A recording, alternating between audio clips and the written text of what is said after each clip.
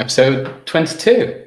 So, false start, as always. So this is why I like doing them live. So the Eagle Eye viewers amongst them might notice that we're not live. This is still going live at the same time we promised, but we're not live. No. And why did it not go well? Because you hadn't plugged in the right mic. Yeah, and because your tummy rumbled and it put us off. But the reason we... She started fasting. I'm hungry. Getting to that point. For a delayed start, I've got 20 minutes. 20 minutes till you can 20 eat. minutes I can eat. So go on, what's this fasting you doing? Is it 16-8? I don't know if I told you. I'm trying to work out 24 then. So eat in an 8-hour window and then fast for 16. So just drink water in 16. How's it working? Yeah, God, I just get really hungry about half an hour before I'm supposed to. And why are you doing that? Have you been a bit frivolous with your diet? I've had a holiday. Have you? Another holiday? Another? Me. And you're oh, away. Yeah, I did. You're way more than most pilots. Oh, that'd be so nice. That's my dream. That is my actual dream. What? To be away more than a pilot. Well, you're away for an entire year next year. Oh, well, yeah, that is true. So you're well on the way to achieving your dream. And the reason we're not doing this live tonight is we had a long weekend, didn't we, at Crossfest. You said you were tired. And yeah, I want to be in bed by about 7:45 at latest tonight. Which I said yes before you'd even finished the sentence. Yeah, you were like, I could do with that, no. But yeah, because for me, when we do these, I love doing them live. This is the first one I've done live in, I think, about a month now. Oh, wow. But I enjoy them. I know you don't, but I enjoy talking to people that are interesting, and I enjoy talking to you as well. So I kind of end up in a situation where, if I do it at 8, finish at 9, I still got a little bit of adrenaline. I try and find a short so I can get the short out the next morning. Yeah. Before I know it, it's 10 o'clock. Fucking hell, at my age. It's bad that. I'm not solid 10 hours, you do. Yeah, I'm not up for my first wee by 10 o'clock, let alone going to sleep. So we're going to talk about what fitness teaches you about business. That's going to be our topic a little later on. And then we're going to have Tori's top tip. And we're going to have a new feature, which is Learn of the Week from me. Learn of the Week. So we did that on an email, didn't we, a little while ago? We used to send emails talking about our Learn of the Week. Well. And did it. And I do it on LinkedIn now weekly. So we're going to give a real live Learn of the Week. Amazing. So what we're going to talk about first, what we've been up to? Yeah, you've been on holiday again, as you've just, have you done any work in between? It was a working holiday. It was a working holiday. I wasn't sat on my back. So yeah, me and a good friend of mine, we took our laptops and we decided to work in Spain for 4 days. And it was beautiful. And we liked the same thing. So we literally got up, trained, had breakfast, had a coffee, did 2 hours of work. Then we had some lunch. Then we spoke about work, because obviously then it's just good to talk about things in real time and get a different perspective. Then we'd have a glass of fizz. Then we'd do another hour of work. Bet that were a bit ropey that hour, weren't it? The proper stuff was in the morning. Then we do another hour /2, depending on how busy we both were. Then we get ready. Then we go out for dinner. And then, yeah, it was beautiful. It was probably the most relaxed I've ever felt. And this is probably... Where were you? Hey? Where were you? Palma. Oh. It was beautiful. Like, everywhere was gorgeous. Food was amazing. She let me order, which I love to do. What was I going to say before you asked me? You said that it was one of the most relaxed I've felt, and that's where I've felt that a lot of holidays, and I'm sure people will know this, especially if for the self-employed, well, for anyone really. But when you have those days where you go away and you don't work, it takes 3 or 4 days to like calm down, because all you think, well, I'll talk for myself here. All you do is you think about your to-do list and how that's all racking up. And you're like, right, I need to do that, I need to do that, I need to do that. And even though I do believe it is good for you, I'm not in a position right now to switch off for 4 days. And neither was the friend I went with. So it was amazing. We got loads done, obviously in short time frames, but it was intense work. We both worked separately on our laptops, got it all done. So and still have relaxing times in between. So that's what I mean. Because I got a bit of everything at a time where I couldn't have taken 4 days off from work because we are so busy. That I absolutely loved it. So yeah, I would recommend to a friend, and any friends that are up for a working holiday, which I can fly Oscar out to. Yeah, I'm down for it. I think it is good. I told you. Yeah, she is hungry. I don't know if that. It's a good mic, that, I'm telling you now. I thought they were a bear growling. Just ignore it. But yeah, I think I don't know. When you working intensely, it's easy to just get stuck at your desk. And then there comes a point where your mind ain't quite firing as it should, and you start to procrastinate a little bit, and the simple tasks take you a little bit longer. Whereas when you're doing stuff like that for you, 2 hours of intense work, then have lunch by the sea or something. Then you come back and you've revitalised for your next hour block and your next hour block. It's much more, you're going to be much more productive. I was way more productive. And because you're away as well, you're not going to do the weeds, are you? No. Because the weeds can wait. And you learn that in situations like that, I guess, because you're just going to do the strategic stuff and the really interesting stuff. You're not going to be sat away fucking writing invoices and stuff. Putting a wash on, tidying, making bed, all that sort of stuff. Yeah, that's good. I'm glad you had a good time. That's good. And you've come back refreshed. We're ready to go. And then we went straight to Crossfest, didn't we? We did. And few thoughts on Crossfest. It's still one of the most incredible comps in terms of its unique, its USP, I guess. Like it's a rave, it's a party, everyone's all fancy dressed. But it was just like a fucking ghost town. And this is no reflection on Lance and the Crossfest team. But the comp scene, I know we've talked about it. Someone's at the door. Someone is at the front door. Okay, we're letting them go. Do you want me to go? Fucking wait. I'm not asked.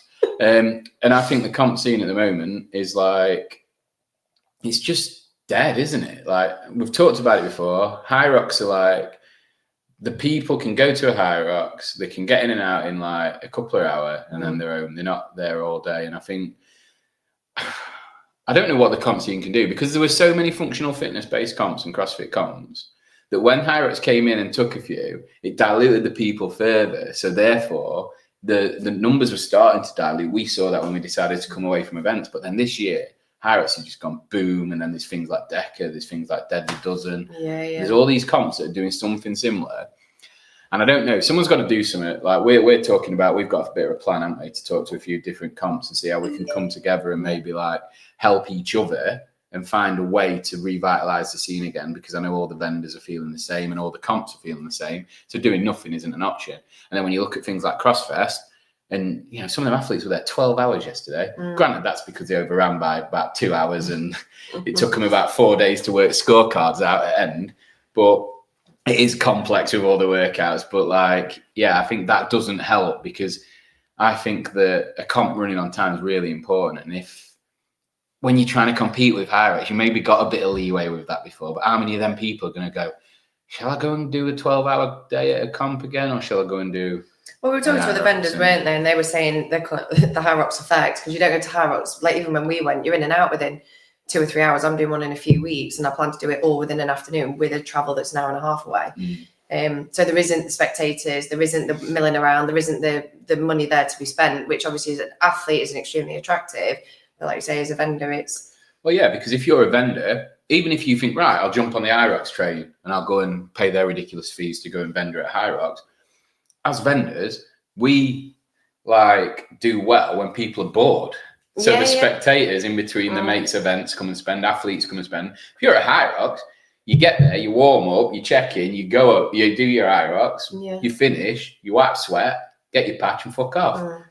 No one's stopping around to spend, are they? No. Because they're not bored. They might do, but the pool is far less because people aren't bored. I think some of the comps that we've done the best at over the years, and the ones that have gone to shit, like the one European Championships one year, went to shit. It fucked it all up, and that finished the comp off.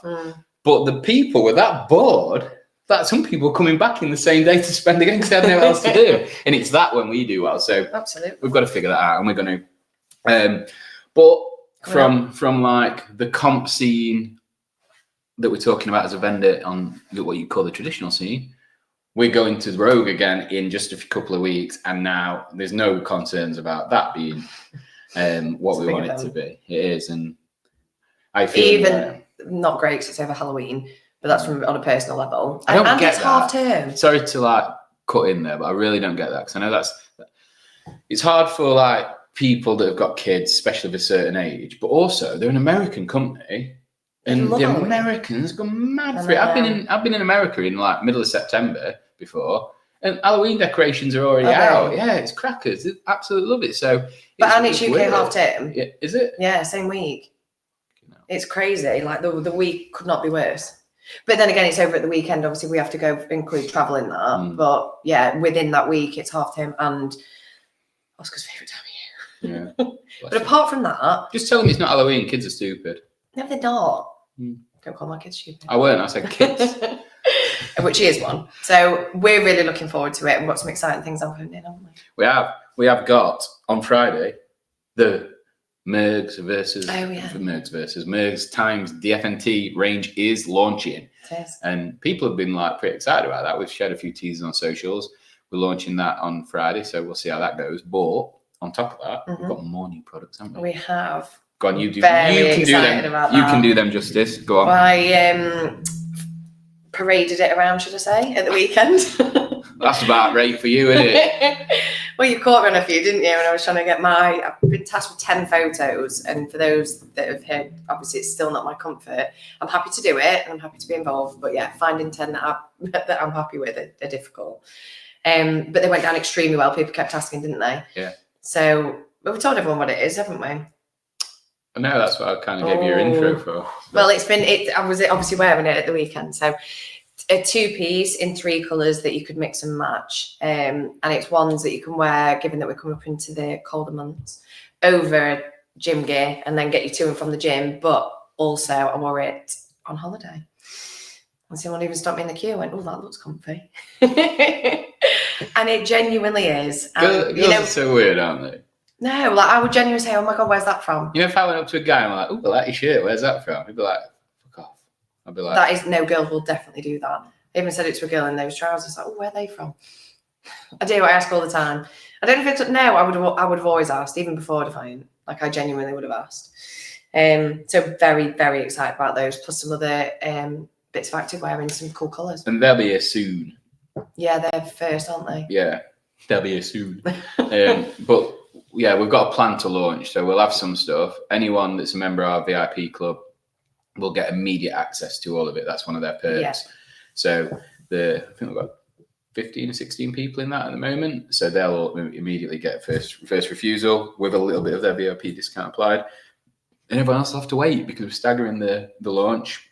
But also, if you're on our database, you're the first to know. Yeah, if you're on email database, we're the first to know. And at Rogue, anything that's not launched online yet will be available at Rogue as well. So the fact that half the UK is going up there. Well, maybe my little CrossFit echo chamber they are. In yours, yeah, definitely.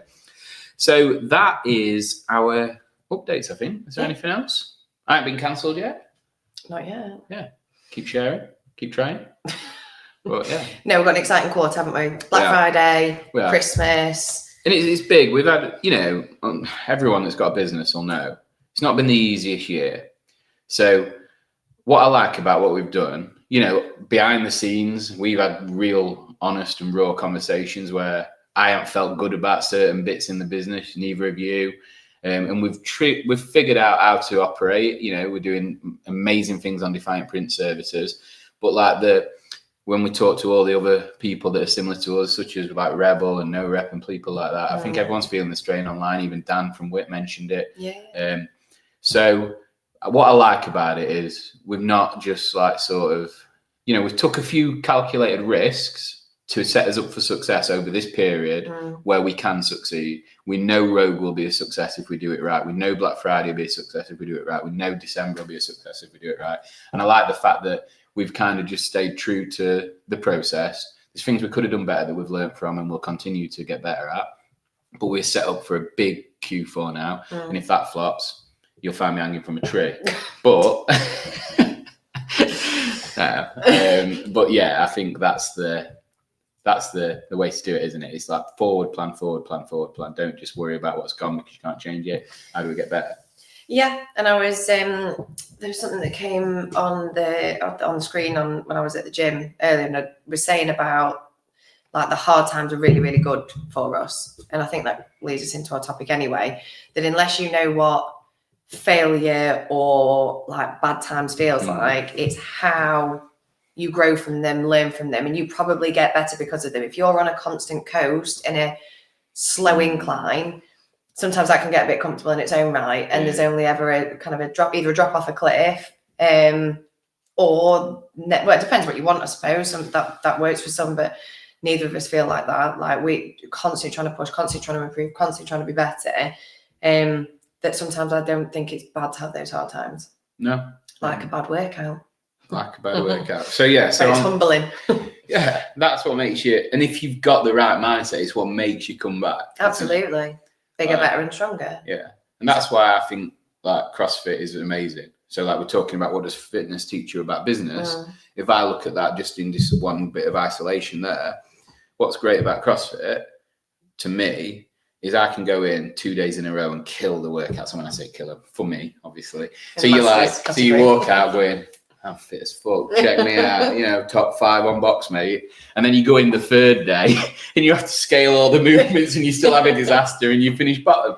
And that's what I mean. If you are the cat, and that's the same in business, if you have 2 good days and you coast and think like that no bad days are coming, it sets you up for failure like you've just talked about. So the fact that when you do hard stuff in the fitness industry or fitness space, you're constantly being humbled. So then it develops some character in you. And this is what my learn is about. What does fitness teach you about business? It's that it develops that character in you to be able to deal with anything. And that might sound extreme, but when I think about how much of a work ethic I now have compared to what it was before I started like really investing in my fitness, and I make it different for you, but I make it very CrossFit specific because I think CrossFit, its methodology, the people, everything about it is fucking built on hard work, especially now with the new marketing and fuck the quick fix and all that. It's all like, let's fucking go. And that's taught me how to work hard. And now, if you look at what I did with the Defiant Co when I was working really hard, not smart, you helped with making me work smarter, but I worked my bollocks off and I got it to a point where then with your assistance, strategic thinking and help, it was able to grow even more. But that hard work came from fitness. I learned the value and the satisfaction in hard work. Because when you get in bed at the end of the day and you've fucking given everything in that day. Yeah. It's a good feeling. Absolutely. Whereas if you've left something on the table, whether that's in workout or in business, you sit down sometimes and you're like, I should have done that today. You know what I mean? When you don't go to gym and chin it off, you always feel fucking shit. You're like, fuck me, because you mentally made a conscious decision to be a fanny that day. You know what I mean? And it's the same in business. Like, when you've job lists, like all those bits and you think, oh, fuck it, that can wait till tomorrow. You just sit on the sofa. It's like, you always regret that, but you never regret doing the good things and the hard things. You only regret when you don't. So that's my take on what fitness has taught me about business. No, I like that. Mine's more the fact that it's intensity versus consistency. So I am a massive believer that you can and should pivot based on, what it is. So say, for example, like you said, that you want to learn a new skill. So whether it's double unders or handstands or whatever it is, you can pivot your type of training to then create whatever it is. And I think it should be exactly the same in business. So whatever that needs to be, times do change, exactly what we just explained about earlier. Like this year has been tough. It's taught us a few things. So you've had to pivot. But in terms of your consistency, you don't just sit there and like stare into a blank wall and think, well, what do I do today? You know what you need to do. Yes, it may have been different to what you did even yesterday or the day before. But if you're consistent with it, you turn up every single day, you've got clarity on where it is that you're going, whether it be you want to achieve a ring muscle up in CrossFit or you want to be able to, I don't know, squat 100K, whatever it is. Yeah. If you know what that end goal is and you've got clarity on that situation, whether it would be fitness or in business, and you consistently work at that and you are going to have crap days at it. Like I felt rubbish in the gym today, but we have had a long week. We have had a big weekend. Obviously my food hasn't been, but I still turned up and I still did a session because I know what I need to do in order to get to that goal. I know what I need to do. So I'm consistently working towards it. Sometimes with the endorphin hit, I'm like, yes, I've absolutely nailed today and everything about it, versus the ones where I'm like, what have I actually achieved? But I have still got up, done this, done that. And I've done everything based on the clarity of the situation or the clarity of the goal, both for business and for fitness. And I think as long as you carry on doing that, it teaches me more that the consistency is way more key than the intensity that you feel, for example, in January, where everyone wants to lose all the Christmas weight. And it's like, yeah, let's go. Motivation has got shelf life. So if you're like, right, I want to do this by the end of the year, then you're not going to go gung-ho in January and just do it over a 4-week period. You're going to go, right, I'm going to do just 3 times a week. And that 3 times a week, every single week for 52 weeks. It doesn't matter which days they are. It could be a Monday, Wednesday, Friday. It could be a Friday, Saturday, Sunday.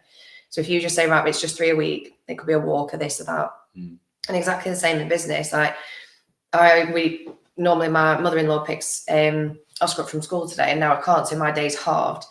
And obviously the school shift has been a massive change for me. I've gone from having 8 till 6 at nursery to what is less than half at school by the time you sat in all the school traffic. And it is incredible, the difference. But like I just said, it said about holiday, if those work pieces are intense and made with purpose, like going to the gym and you go with purpose, then the outcome and the result can be exactly the same. So I do believe that, but they are very closely aligned with the examples that I've just given.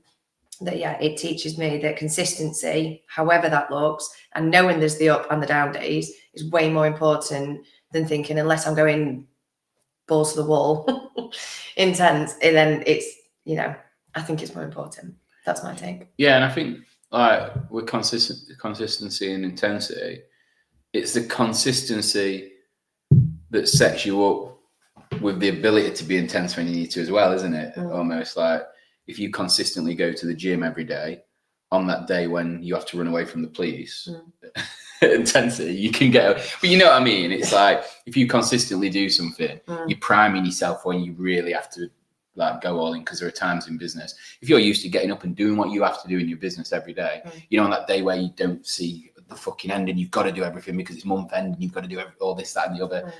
You're far more equipped to do that because of the consistency that you've shown across like a longer period of time, aren't you? Because you're just ready for it. You're ready for the fight. Definitely.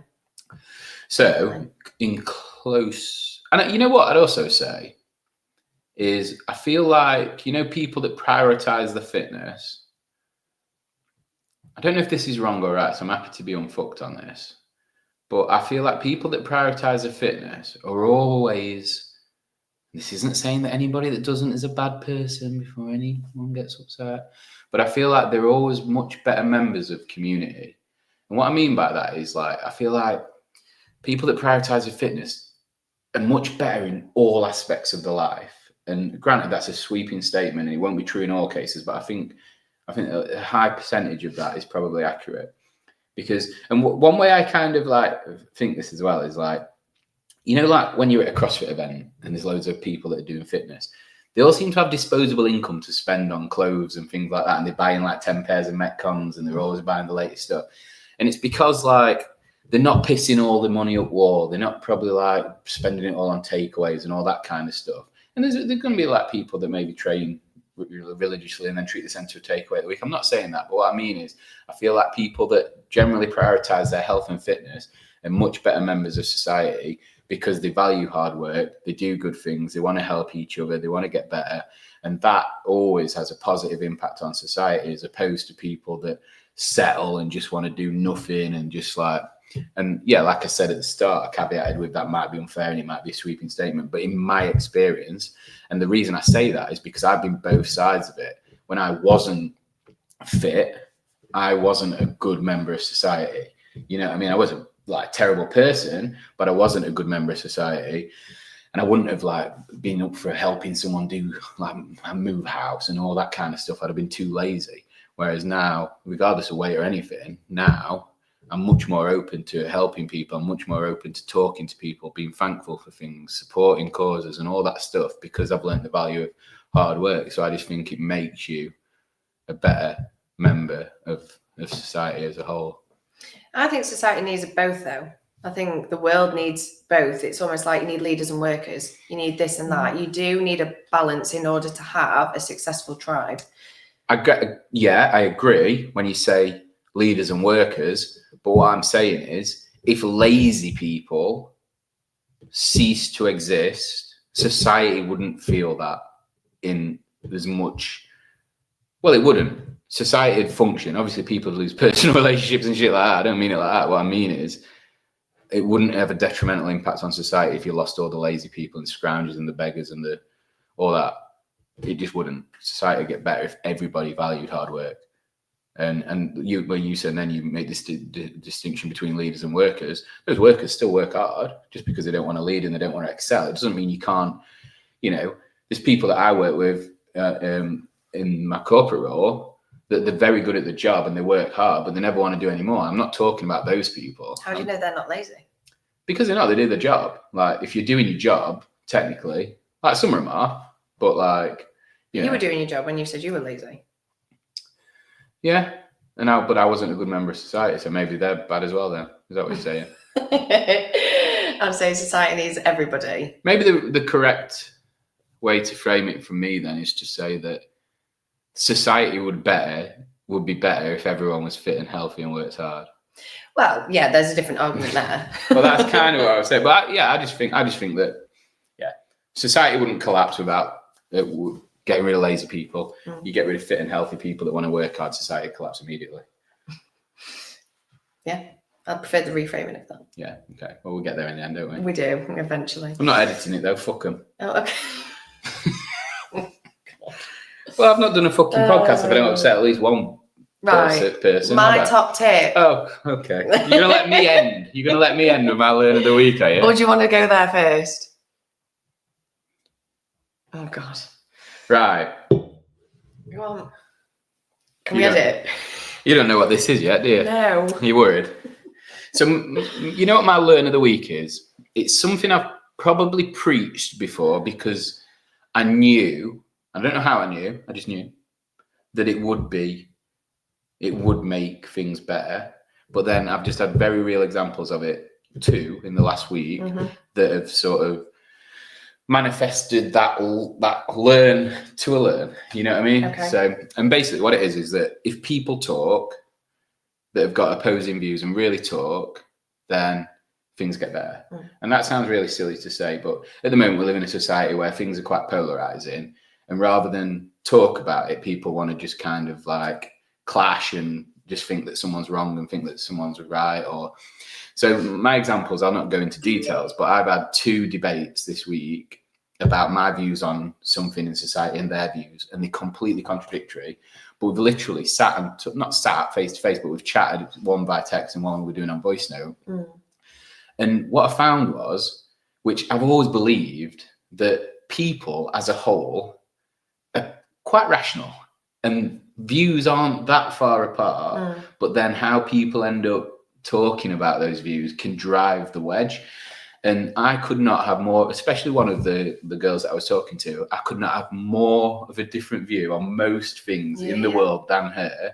But because we know each other and like each other, we gave each other the benefit of the doubt to put our points across. And I can't speak for her, but I feel like she came around a little bit to my point, and I definitely came around to her point a little bit. And then what it made me realize was, God, she's pretty left, I'm pretty right. But actually on most things, we're like that far apart. And that comes from talking. So my learn of the week is, if you see someone share something and it creates a visceral reaction in you of negativity, then look a little inwards and think, God, maybe I should just talk to that person, because maybe we're not that far apart. And I found it with something like with another person again, exact same thing happened, different topic, started poles apart. And just by talking, we realized again, and neither one has and I didn't come away from that thinking she's wrong, I'm right. Whereas at the start, we're like, she's wrong. You know what I mean? And you've just got to give it the time and the space to do it. And it's also a skill though, as well. It is. I was just about to say that. Like me, for those that know, I've got 2 sisters, and we were all very strong-willed, argumentative girls. So my dad used to do this thing around the dinner table, which was pass the sauce. And my sister still, to this day, when we get together, pass the sauce? Like mayo. So whoever's got the mayo gets to say their point, and then when they've finished their point, you can then hand over I'm going to get you a sauce. And then you hand it over. You give me some mayo, it's getting eaten. It's not getting, I'm not letting no one talk. But that works really well for us. And I'm saying that ends up being a skill in itself, by letting someone almost finish their point, because whenever you start a sentence, there's a reason that it's going somewhere, that when you get cut off halfway, you never feel understood, you never feel heard, and therefore you cannot rationalize the debate, because it just ends up going, whoever shouts louder or cuts in faster, they get to say their point further. So yeah, we used to do pass the sauce, where we all got to finish our point, then the next person would say their point, then the next person would say their point, and by the time you've heard all 3 views in their entirety, you then had a more balanced view of going, oh, okay, well, fair enough, or no, I still feel like I'm right, and at which point dinner's finished and you can all fuck off. But you don't need mail then. But that is a skill in itself, is letting someone get to the end of their point to then deliver yours rather than shout louder. And I think it's hard because when people are really passionate about a point, it's hard. Yeah. But the example, just to reiterate that learn of the week, because I think what's important there is the reason me and those people were able to talk was because we knew each other weren't dickheads. You know what I mean? I knew that even though I completely disagreed with what she said and she completely disagreed with what I said, she knows I'm a good person and I know she's a good person.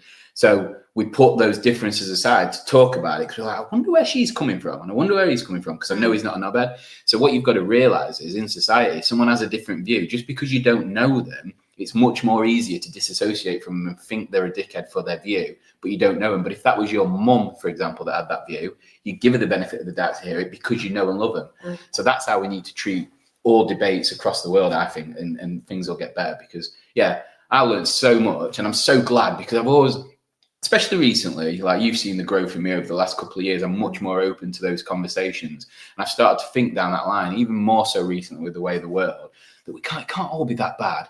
Maybe there is a way that people can talk and not fall out. And that's shown it for me. So now I want to talk to anyone. I put something on yesterday about digital ID. Said, can someone reply and tell me why this is a good thing? I'd love to hear your point of view. And nobody could, which were great, because everyone knows that that's not great. But it was like I wanted to, whereas before I might have shared it and gone, you're a dickhead if you believe in this. Now I'm like, tell me why. Maybe I'm wrong. Yeah. And if someone can prove to me I'm wrong, then I've learned something and it's good. And yeah. You have to do like an open mic night, called Open Ste night. God, I'd sing. Please don't do that. So that's my learn of the week. That could have been worse, couldn't it? Yeah. True. So let's finish on a high. Tori's top tip. Well, it's not really a tip. It's more of a, hear me out. It's not really a tip as such. So it's more of an understanding of a marketing campaign. Okay. So there was a great analogy. I shared it on my story the other day, and it was a bit like Pac-Man, you know, when all of the Pac-Man eats that stuff, doesn't it? What's the bits that go up and down, like Matrix? Tetris. Yeah, is that what it is? So it was like a dartboard on one side and a bow arrow on the other, and these Tetris pieces were moving in between. Okay. And there was one underneath, and it was a straight line, and it went straight through to the end, which was the end result. And the other one just kept taking, and it kept getting stopped just before it got to the target. And I was saying, this is the most perfect analogy of marketing. So a lot of people, especially businesses that I work with, don't generally have a marketing budget. So when we go in and we go, right, we're going to start doing marketing, they'll go, great. So we do it all properly. We'll work through the customer avatar. What does your customer want? And we'll think we've got something absolutely bang on. We're like, right, great. This is going to be the best thing ever. And when it doesn't happen, that level of disappointment and almost uncertainty in what it is that they do next is really, really, it's trying to go in with the right mindset from the beginning that you are not going to get it right first time. And you think you know everything, but you've got the curse of knowledge. You know your business inside out. You probably know a very small handful of your customers on a personal level that you are modeling it on those. But the 95% that makes up the rest of your business, or the cold version that don't even know or like you at this point, you're not going to get right first time. So it's a case of setting your expectations to refine and pivot based on what the results tell you, because you could wait a year coming up with the perfect marketing campaign and potentially get it right first time, or you could spend a year and hit the first bit of Tetris. Is that the game? So yeah, my point is, start sooner rather than later and realize that you're probably not going to get it right first time. Like, I ran 2 marketing campaigns for 2 customers this month, and one of them has absolutely smashed it. So it was a brand new suit shop in Mansfield, no database, no nothing, just obviously footfall based on what they'd seen. And she's amazing. She's the best person to work with because she knows she needs to do it. She knows it's not going to probably go right first time. So we came up with a certain marketing campaign, and we were like, do you know what, if we get decent numbers, and she gave me a number, and we've done 4x that, and it's still not finished. So she now has a very specific location, very specific offering that for the people around her now, she's now got a database that she can sell to. And that was from brand new off the bat. So you don't even have a customer avatar at that point. Yeah. So we've got it good. So that one's done amazing. Whereas the other one, so much time and effort has gone into it, and they genuinely thought, right, this is amazing, it's gonna be an absolute flyer, and it's not quite hit the mark.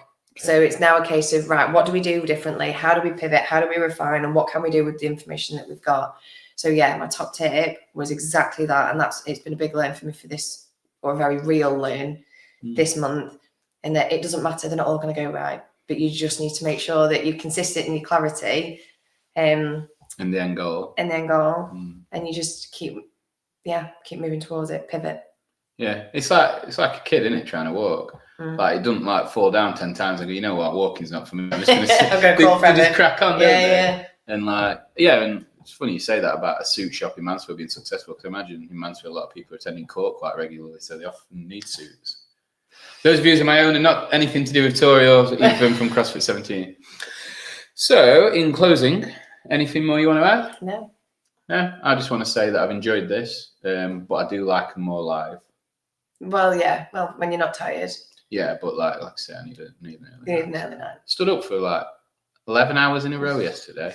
And don't get me wrong, I like standing up, but you know, every now and then it's nice to have a sit down, isn't it? Very true. So the next one we do, we'll be back on schedule, nice and live, and not have to be in the same room, which helps. Amazing. Sounds good to me. Bang.